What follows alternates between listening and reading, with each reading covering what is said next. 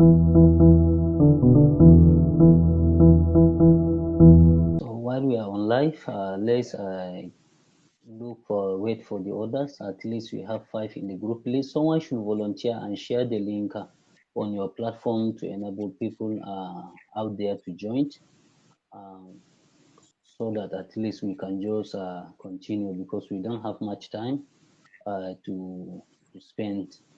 We just have a few moments, like 30 minutes or so. And also, if you can hear me very, very well, please drop a comment. Let me at least know that, yes, I'm with you out there, please. So,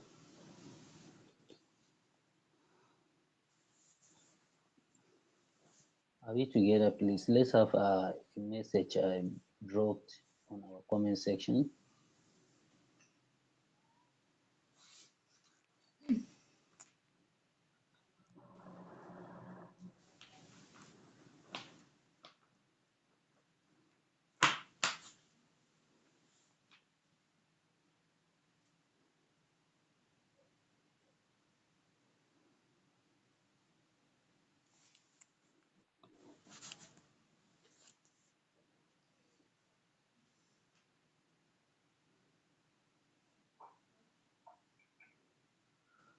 So, thank you very much,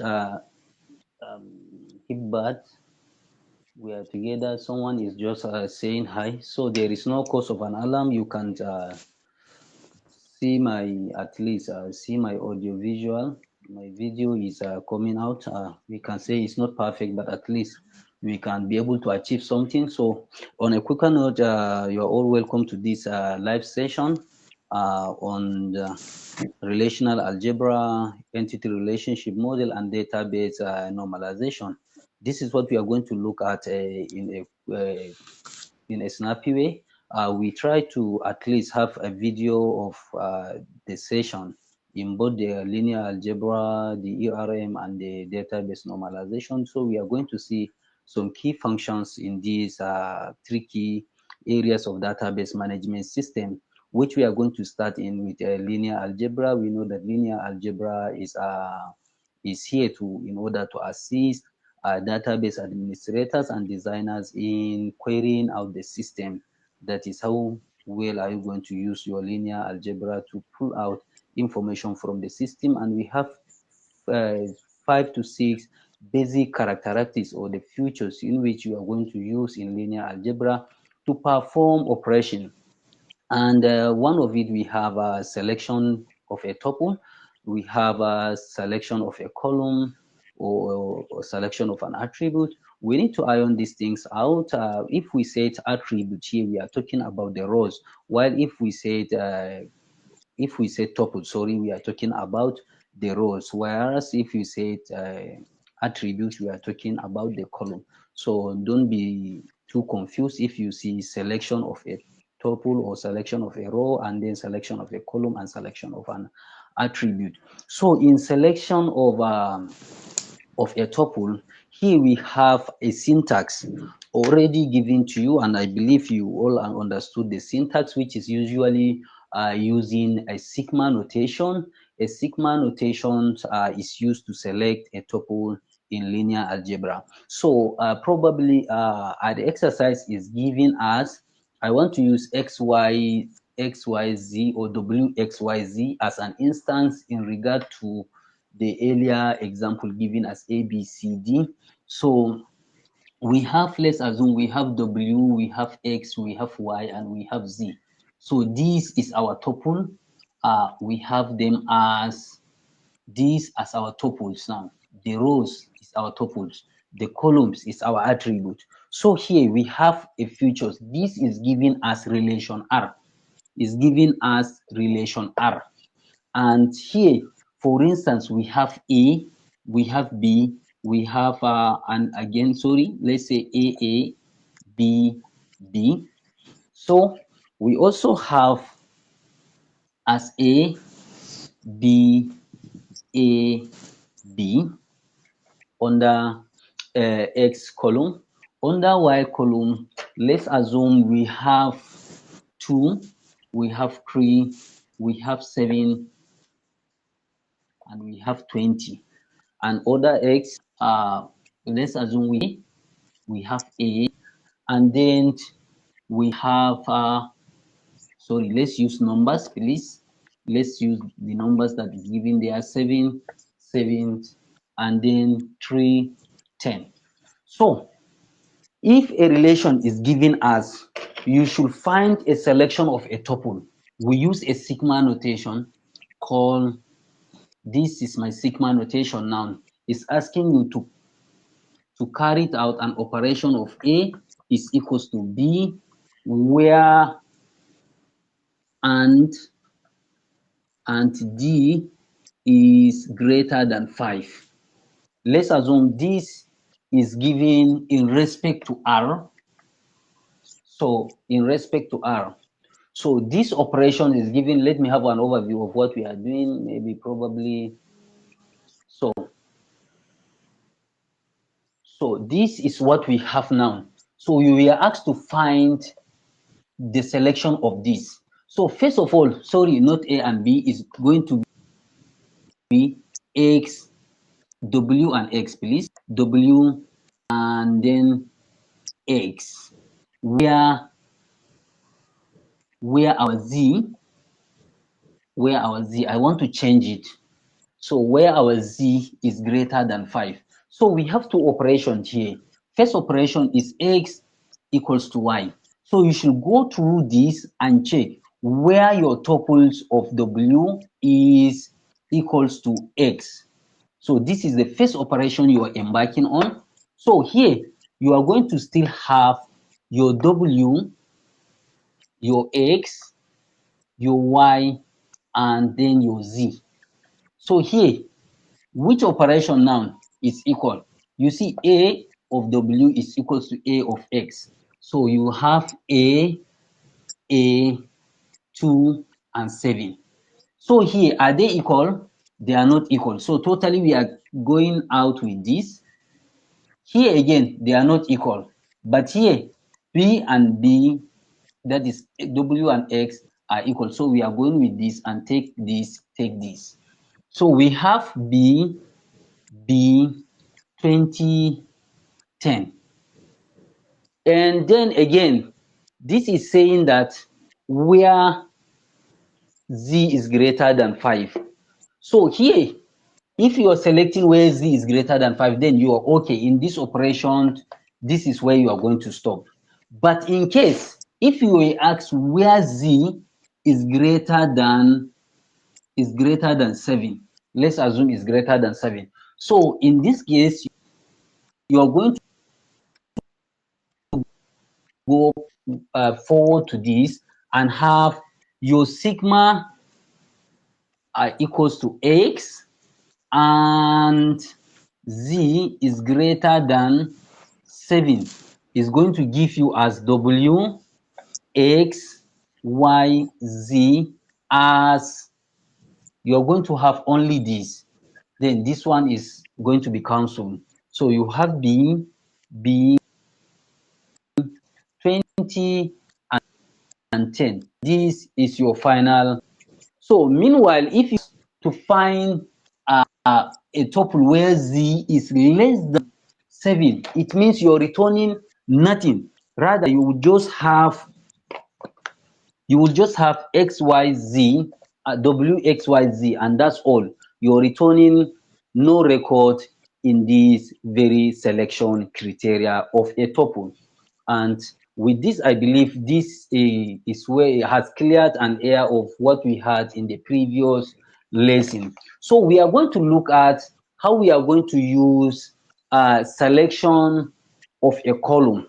In selection of a column, that is selection of an attribute. You remember in the interim of this class, we said columns are attributes, rows are tuples. So we are going to see this where we can be able to, let me use the same A, B, B of X, Y, Z, and then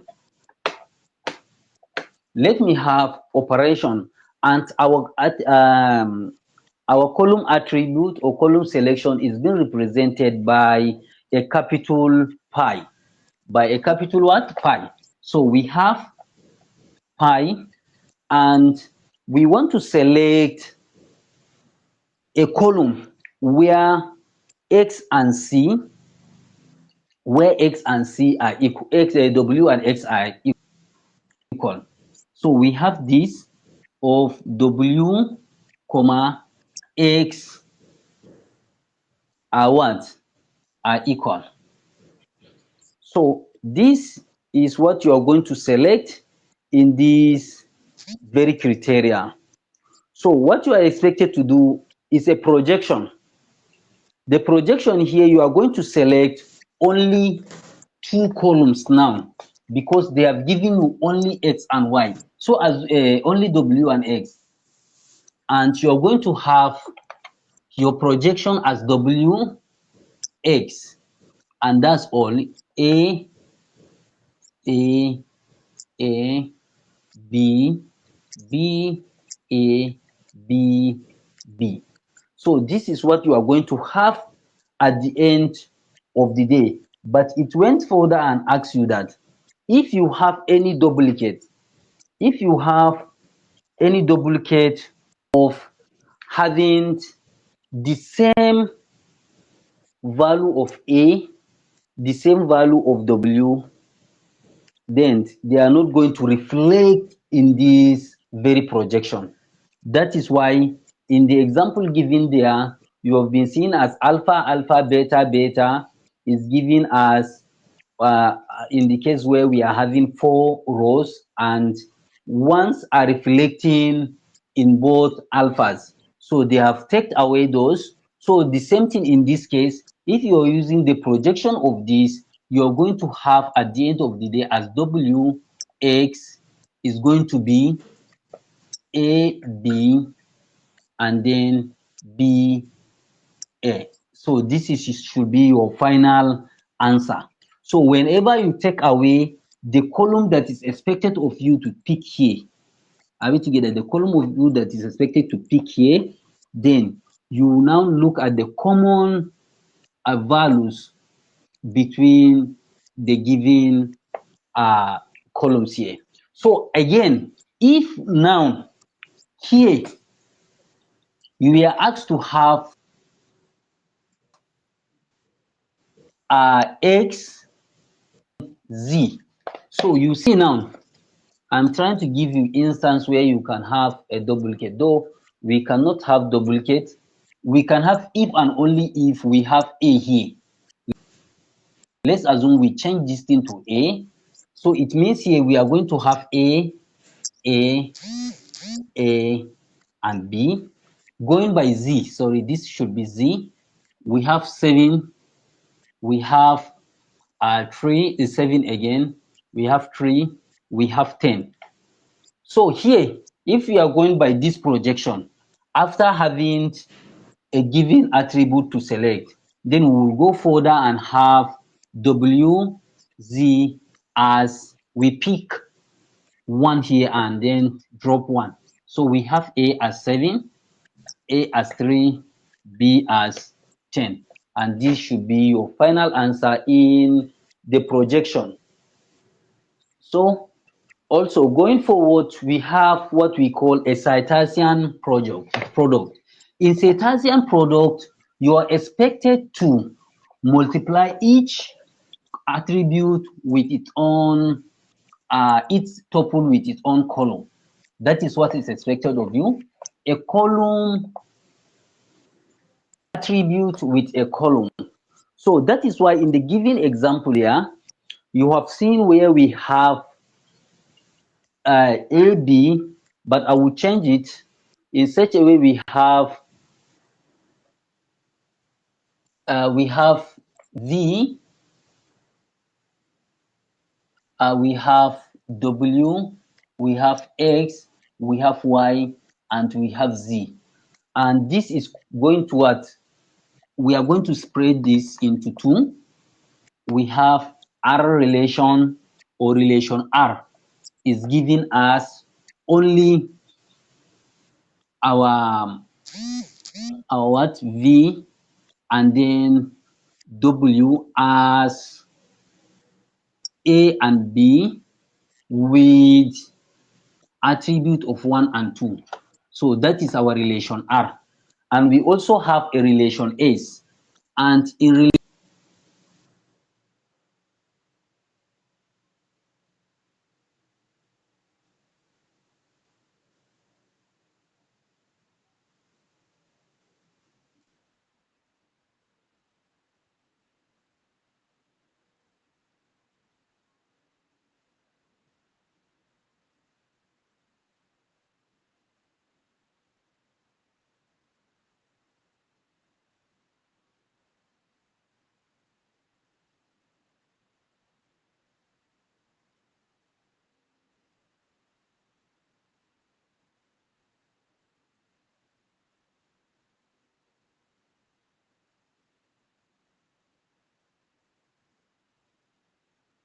that is relation S.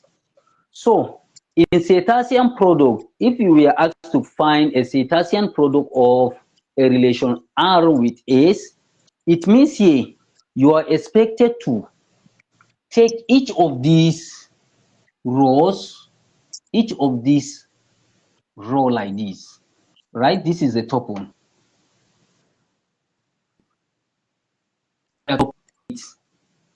Column, which return to be our attribute. So this is what we are going to do in this case. And to have this Cartesian product of R and S, we are going to have our full table of V is going to be a little bit upward. Let's shift this. Let's shift this to V W as A, B, 1 and 2, right? So that we can have our V, W, X, Y, and Z here.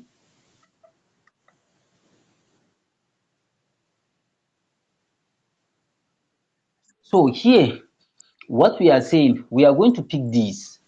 This is coming back to its normal place. This is also coming back to its normal place. Then we multiply through by what? By this. Are we together? So how are we going to do that? This is the question, right? So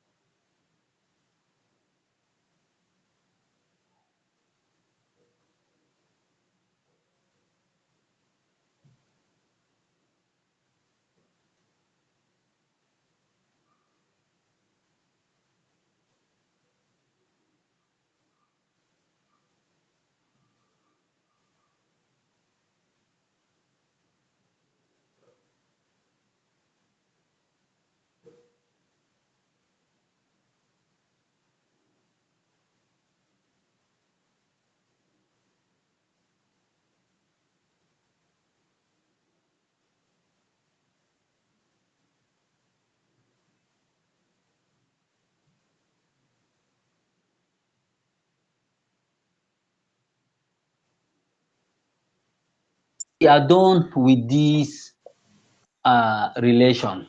So now what left is the second relation here, and it's going to be B to, you still pick. You have your A, 5E. You take for the next one, you have your B to, sorry, this B, 5E. The next one is going to be B to B, 10B. The last one is going to be B2. Then you have C5B. With this, you are done with this very, very particular selection criteria.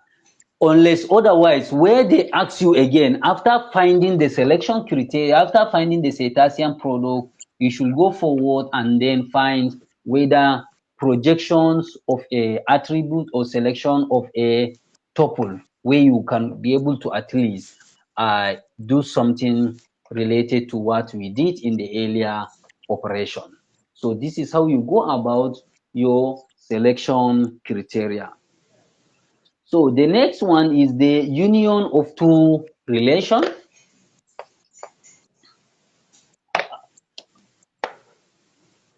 Union of two relation.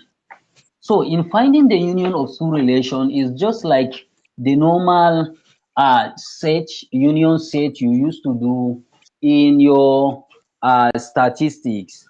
So let's assume we have a relation R and S as given below, but this time around is going to be a uniform. Like for the R, we have it as X, Y, where we have A, and then B. Then under Y we have under this is going to be 1, 2, 1.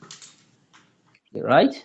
So under S tuple, now we are done with what? With R relation. Now the S relation is going to be given as A and then B, where this also should be X and Y, and A, B, we have 2 against and then 3 against B. So if this is given to you and they ask you to find the union of two, you are asked to find the union of R and S, right? This is the union, don't mind my union. So the union of R and S. So you're going to do something like what you're going to pick like a summation, but where you have a duplicate, you need to ignore one and go with the other. So our X and Y is going to be what? Now this is the only number. So we pick A and 1. We have this, and this is replicating here also. So we have our A with 2, right? So remain B. Now our B is going to be B with 1. There is no B with 1 here, so it's going to be B 1. Then the last one, we have B3. B3 is not here, but it's here. So B3, just as our normal union of a set. So that is for this. And again, if we were asked to find a set difference, or let's just have intersection of these two relationship first, where you have intersection of R and S. So this is going to be like what is common in between these two relationship. So there is nothing to waste time here than just to give X, Y as only this one that is in this set and is in this relation. This relation and this relation has A2 as a common attribute and a tuples here. So we have A2, and this is for this. You don't have any issue regarding this very one. So again, another component of this relational algebra in database management system is a set difference. So if a set difference is asked between these two relationship of R and S, they said you should find a set difference of R and then S. So you see now, what you're going to do, you're going to like find a subtraction between then this one. So what is in here, you are going to less something that is not in here. So what you're going to do, you have your X, you have your Y, then this thing is here already, it's not here. So you have your A1, This is here, this is here. So you are going to take off each, and you have your B as 1, right? So there is nothing left to be subtract here from. So you are done with this. So whatever that is here, you take away what is here from this place. That is, in short, what they are saying. So if the reverse is the case, you have A's with a set difference of R. So what are you going to do? Can you try it? Okay. If you get it right, please let me know. So here, what is here and here? What is here that is here, so that you can be able to take that difference from this set or from this relation. So we know we are not dealing with this, rather we are dealing with this. So this is also present here. So you are going to take away this. But this, nothing exists from this R. Therefore, you are left with B and then 3. And this is the correct answer for this. Who get it right? So, and that is for how we deal with our relational algebra in database management system. And we are almost 40 minutes away from, or 30 minutes away from this class. So we have just some few minutes to go. So the next we are going to look at in a quicker note is entity relationship model. So what is entity relationship model? Entity relationship model is a graphical representation of our database. That's how well you can be able to identify entities are in your databases. So, and in doing that, we said entity relationship model has 3 basic components, and these components are entities, entities, attribute, and then the association. That is the relationship now.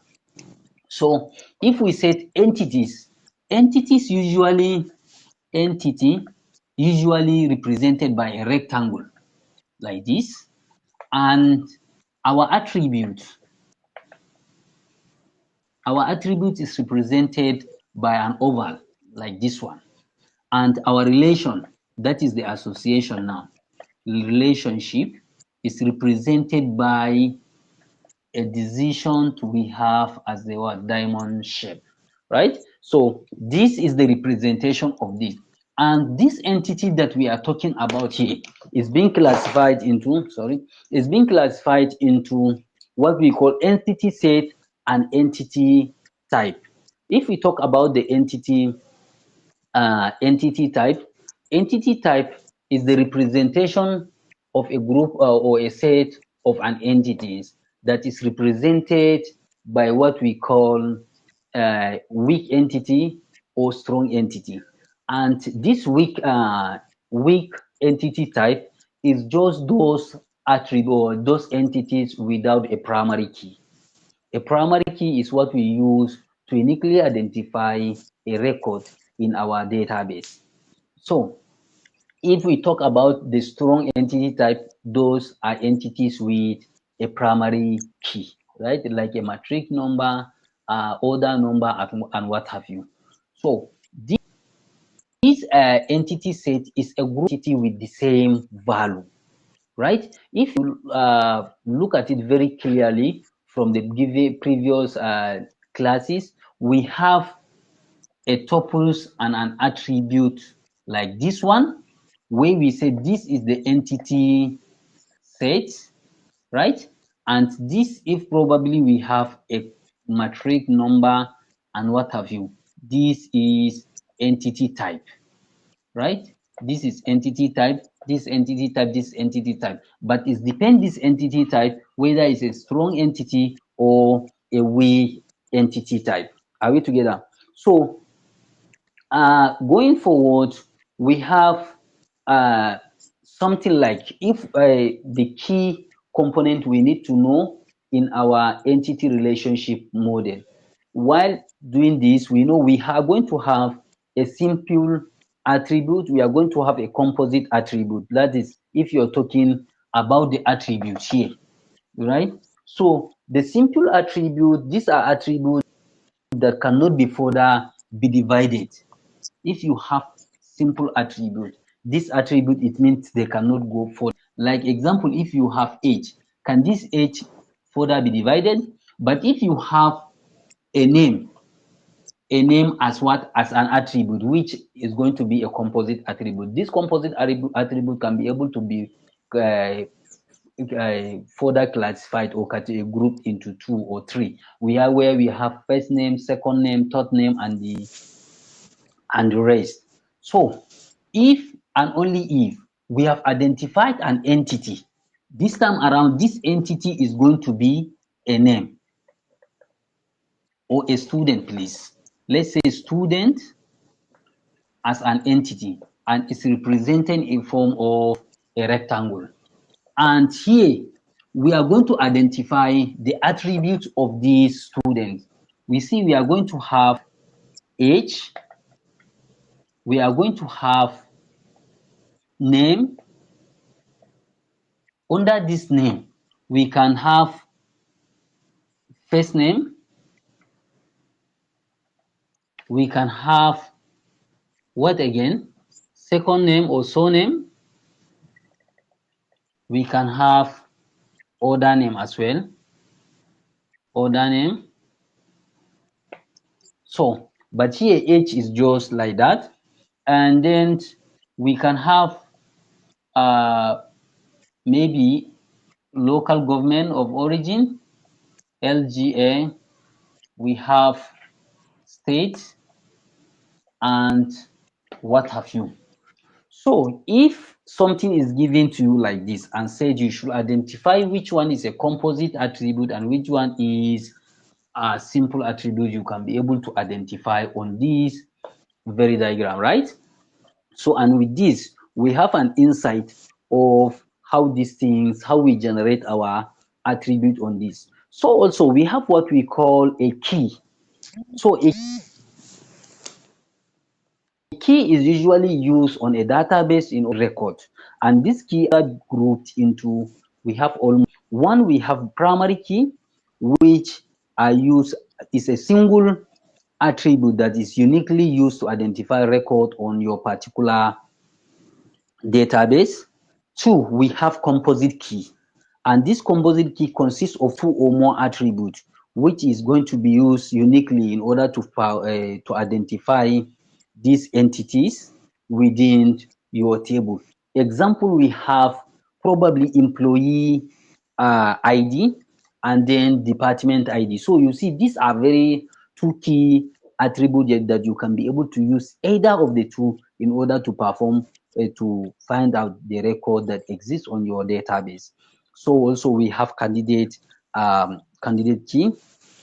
We usually is the combination of between 2 entities, or is a combination of an attribute that could be potentially serve as the primary key. Example, when we order a product online, so we see we are going to have a product, an order ID is going to serve as your primary key in order to identify the product you have purchased online. So the last one, we have a foreign key. This foreign key is going to establish the relationship between each of these tables, or between 2 more tables within your databases. So the most useful keys here in database management system is 2. One is the primary key, which it must exist within a given table. 2 is the foreign key, which you are going to use in setting up the relationship amongst the tables that you are going to design in the database. So if we have something like this,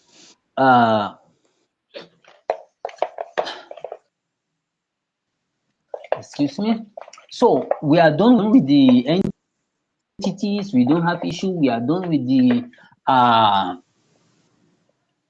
the Attributes, we don't have issue. So now is the relationship, that is the association. So, and sometimes this association, we call them cardinality ratio. So their duty or their work is just to show the relation, the linkage between each and every of the tables you are having in the database management system. So we in the types of the cardinality ratio, we have here as one-to-one relationship. That is, if uh, certainly, let's say student and his course. So student can only take one BSc course at a time. So this is going to be one-to-one relationship. We have one-to-many relationship where student can take many courses within the department, right? And we also have many-to-one relationship where many students can take lectures from one lecturer, and we have many-to-many relationship where many lecturers can take many students in a given course. So each of these, the relationship that is going to have a linkage between these is going to be represented by what we call a verb, right? So example now, if we have, for instance, relationship between student as an entity with its own features or attributes, and we have courses as an entity again. So it's presented by this. So then the relationship here is going to be represented with a verb, and the verb here is going to be students enrolled course. So we are going to use enroll, right? Enroll for a course. So it depends, is it one student? It depends on the peculiarity.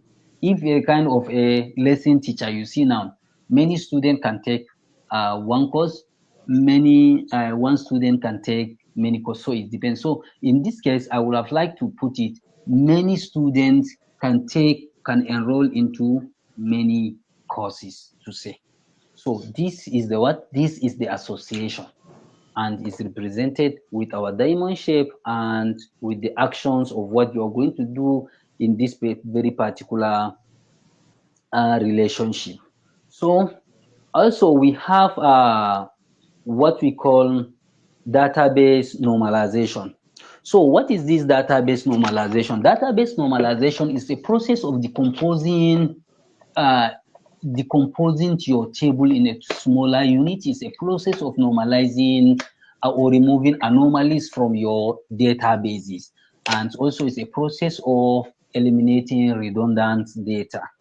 So, and we have the definition of a database normalization, and we have many forms of database normalization. We have first normal form, we have second normal form, we have third normal form, we have in some scholars you will see they have fourth, fifth, and the rest. But here we are going to discuss on the first normalization form, second normalization form, third normalization form, and Boyce Court normalization form. Before I give you a talk home exercise. So when we talked about the phase normalization from here, what they are saying is in essence to what we have a rule for each normalization form in the first instance, and the rule of the first normalization form state that your table should contain a single value or should have an atomic value of an attribute or a column. So what they are saying here, you have a column like this, say this is a skills, this is a skills. So what they are saying, your column here should not have UI X experience, JavaScript experience, design experience. No, it should have an atomic value of this column and attribute. Are we together? A single value of atomic. So that is the first rule. So whenever a database normalization is given to you or a table is given to you to normalize, you should first consider that each and every column has what we call a single atomic value into it. Then the second one is that the value stored in a column should be of the same domain. So you should not go and take your name here. You should not write name against skills. There should be values of the same domain. This is meant for skill. It should be for skills alone. So, and all columns in the table should have a unique name. You should not carry it out anyhow name that you can be able to use in the skills. Are we together? So, and again, the order in which you are going to store data, you must what? You must practice that in the first normalization form. So we have example is given and we have it on our slides. So we will not, because we are having almost only 7 minutes to go. So we have second normalization form, and the second normalization form we said the first rule there state that it should first be in the first normalization form. So your table must first be in the first normalization form, and if you have it in the first normalization form, then the second one we have what we call, it should not have what we call partial dependencies.